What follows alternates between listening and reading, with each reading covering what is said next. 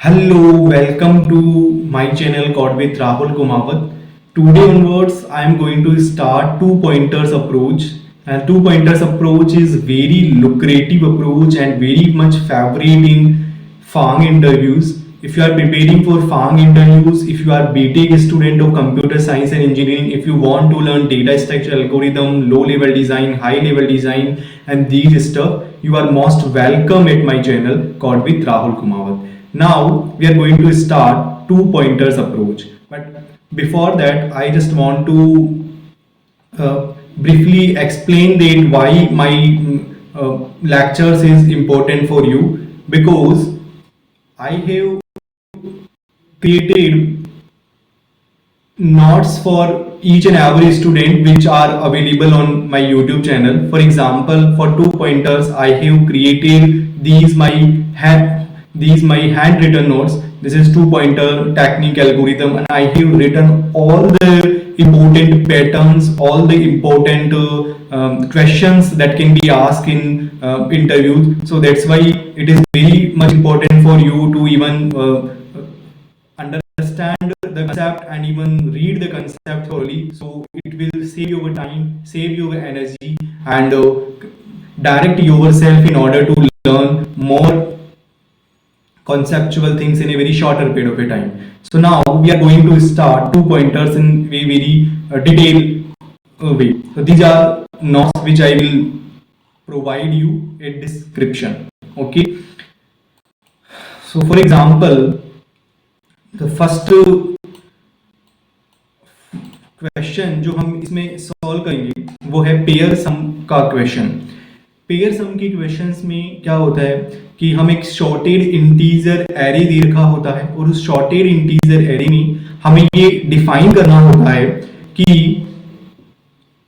Array of i plus array of j sum के बराबर है कि नहीं है। अगर array of i plus array of j sum के बराबर है तो हमें रिटर्न करना है ट्रू, अदरवाइज हमें रिटर्न करना है फॉल्स। ये प्रॉब्लम नंबर 1 है जो हम टू पॉइंटर से इसको सॉल्व करेंगे।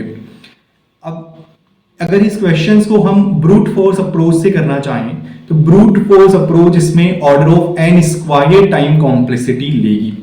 ब्रूट फोर्स अप्रोच में हम इसको कैसे सॉल्व कर सकते हैं पहले देखते हैं। सो मेथड नंबर 1, इस क्वेश्चन को सॉल्व करने का डिस्कस करते हैं। हम ब्रूट फोर्स अप्रोच इसमें यूज करते हैं। ब्रूट फोर्स अप्रोच में हम क्या करते हैं, ब्रूट फोर्स अप्रोच में हम ईच एलिमेंट को दूसरे लूप के ईच एलिमेंट से चेक करते हैं कि क्या हमारा array of i plus array of g sum के बराबर है या नहीं है। तो हम इसमें बेसिकली मैं सूडो कोड यहां पे लिख रहा हूं, अभी नोट्स में वो पूरा कोड आपको मिलेगा। Brute force for integer i is equal to 0, i less than array dot size i plus plus, and for integer j is equal to i plus 1, j is less than array dot size and j plus plus। और हम इसमें check करेंगे if array of I plus array of j equal to target है अगर, तो yes we will return true।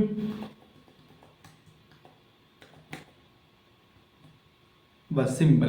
तो यही brute force approach है जो कि order of n square time complexity ले लेगा।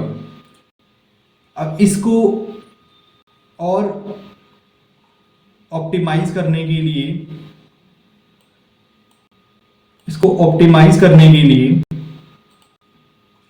हम टू पॉइंटर्स अप्रोच को यूज करते हैं, जो आज हमारा टारगेट है, टू पॉइंटर्स अप्रोच।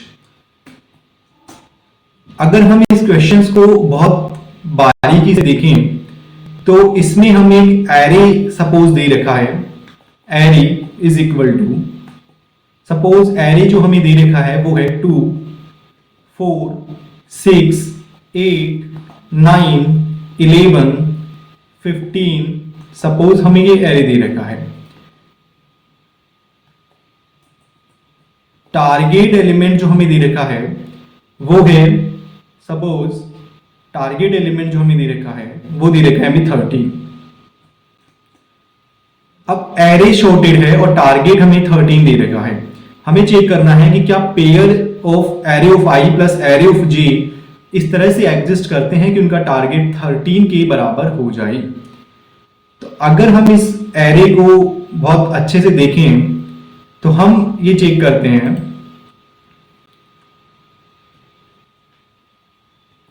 हम एक इंटीजर लेते हैं i इज इक्वल टू 0। 0 मतलब फर्स्ट इंडेक्स से शुरू करते हैं और जे हम इंडेक्स शुरू करते हैं इसमें एरे डॉट साइज -1, यानी लास्ट इंडेक्स से शुरू करते हैं। तो i को हम फर्स्ट इंडेक्स से शुरू करते हैं, j को हम लास्ट इंडेक्स से शुरू करते हैं। अब suppose if array of i plus array of j is equal to target हो जाए, it means we find our target.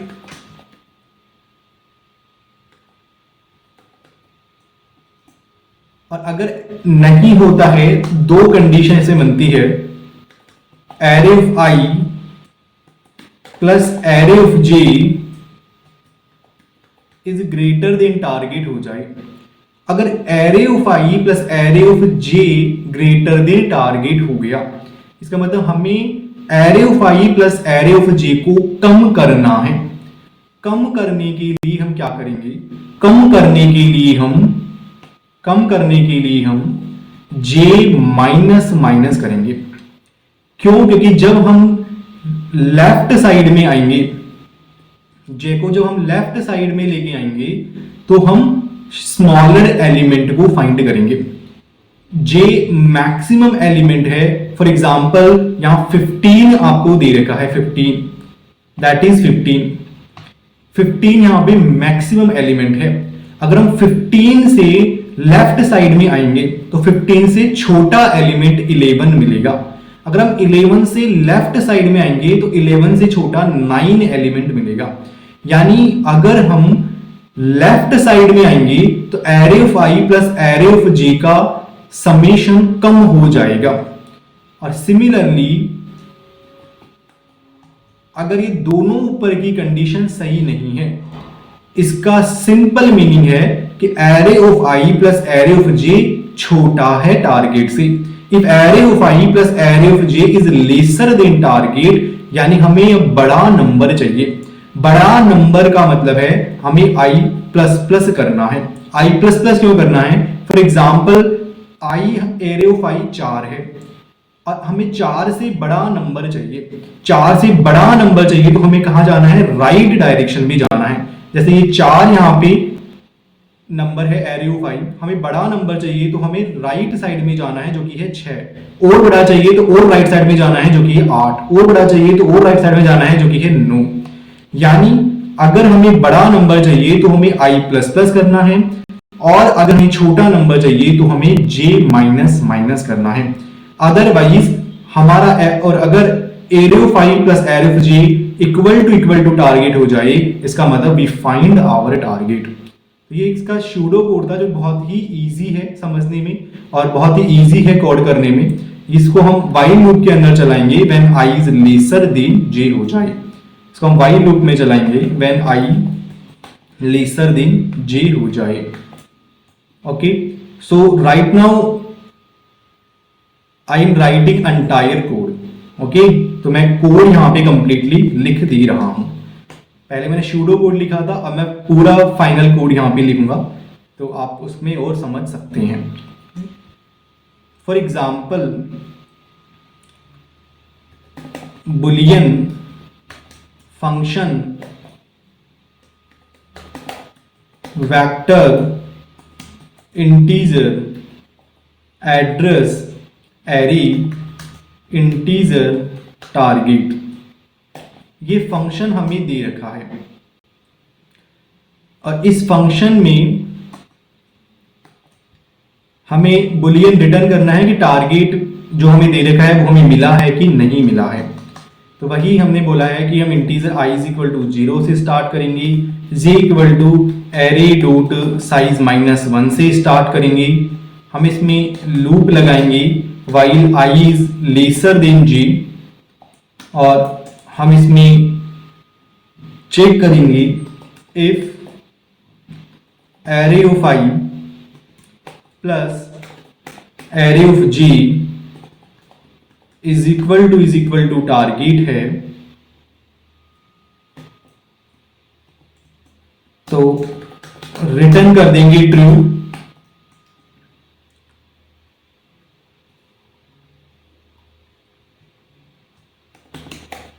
Else if array of i plus array of j is greater than target है, तो हम क्या करेंगे, हम left side में आने की कोशिश करेंगे, एल्स हम राइट साइड में आने की कोशिश करेंगे।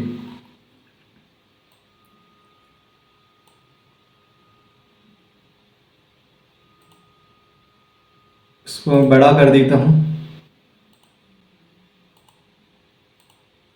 चेक कर लीजिए एक बार। Boolean function vector integer array integer target हमें दे रखा था, हमने i इज इक्वल टू 0 से j is equal to array dot size -1 किया, यानी j last element i first element. भाई i is lesser than j, तब तक हम लूप चलाएंगे। अगर array of i plus array of j equal to target होगा तो हम रिटर्न ट्रू कर देंगे। अदरवाइज अगर array of i plus array of j greater than target होगा तो हम किधर आएंगे, लेफ्ट साइड में आएंगे, यानी j माइनस माइनस कर देंगे। अदरवाइज हम कहां जाएंगे, राइट डायरेक्शन में जाएंगे, i प्लस प्लस कर देंगे। और अगर हमने पूरा while लूप ले लिया और वो तभी भी नहीं रिटर्न किया, इसका मतलब that should be return false, इसका मतलब that should return false as well. तो सिंपल ये है कि तब आप फॉल्स को रिटर्न कर देंगे। ओके, अगर वो रिटर्न ट्रू करना होता तो वो रिटर्न ट्रू कर गया होता। अगर वो रिटर्न ट्रू नहीं कर रहा है, इसका मतलब i j से बड़ा हो गया है, मतलब हमने पूरा एरे ट्रैवर्स कर दिया है, तो उसमें कितना कर देंगे, हम सिंपल रिटर्न कर देंगे आपका false. Okay, so that is your final answer. Hope you understand this. If you have any doubt in this series, in this lecture, please feel free to comment in comment section. Okay, thanks for watching.